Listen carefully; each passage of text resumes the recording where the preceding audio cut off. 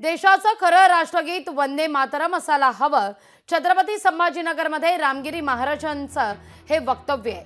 रामगिरी महाराजांच्या विधानावर आता पडसाद उमटताना दिसतायत.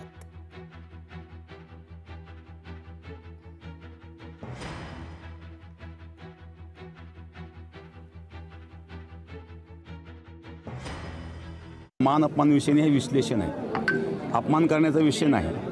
सत्य मांडणं याला जर तुम्ही अपमान म्हणत असाल तर मग ते दुर्दैव आहे. जे सत्य आहे ते मांडलेलं आहे. कदाचित हा विषय इतिहास जो आहे तुम्ही शोधा.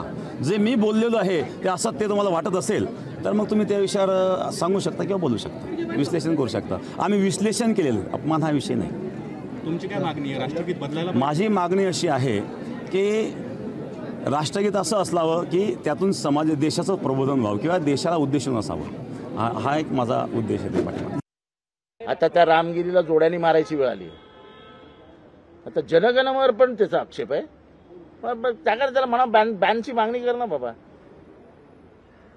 आता अति व्हायला लागलं रामगिरीचं.